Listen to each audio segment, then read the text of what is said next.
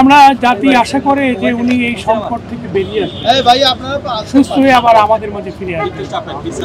এবং আমরা যেটা মনে করি যে বাংলাদেশের মানুষের কাছে সবচেয়ে গ্রহণযোগ্য এবং জনপ্রিয় নেত্রী বেগম খালেদা জিয়া। এবং তার এই সংকটকালীন সময়ে জাতি তার পাশে দল মত এটাই আমাদের আশার বিষয় হচ্ছে মহান রব্বুল আলামিন এত মানুষের দোয়া নিশ্চয়ই কবুল করবেন ইনশাআল্লাহ।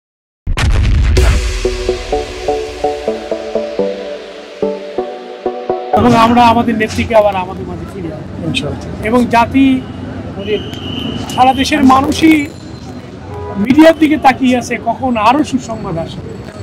আমরা জাহিদ ভাইয়ের সাথে বসছিলাম, উনি গতকাল যে কথাটা বলেছেন আজকে সেই কথাই উনি বলেছেন যে চিকিৎসা চলছে এবং এই চলমান চিকিৎসাই তার জন্য নতুন সংবাদ বয়ে আনবে বলে সবাই আশা করি। এবং দেশি বিদেশি চিকিৎসক বিশেষ করে আমাদের জুবাইদুর রহমান এবং আমাদের ভারতের চেয়ারম্যান উনি মনিটরিং করতেছেন। আমাদের আশার বিষয় হচ্ছে যে তাদের এই পরিচর্যায় চিকিৎসার সেবায় তাদের যে মনিটরিং এটা আরও বেশি গুরুত্বপূর্ণ, যে তার মার জন্য ছেলে এবং দুজনেই কাজ করছে।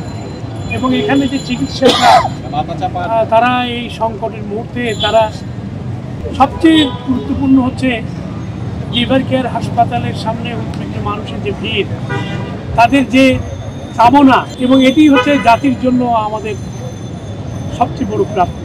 আমরা আশা করব আমাদের নেত্রী আবার আমাদের মাঝে ফিরে আসবে, আমাদের মা, আমাদের অভিভাবক এবং আমাদের সব কিছুরই আশা ভরসার স্তর হচ্ছে বেগম খালেদা জিয়া।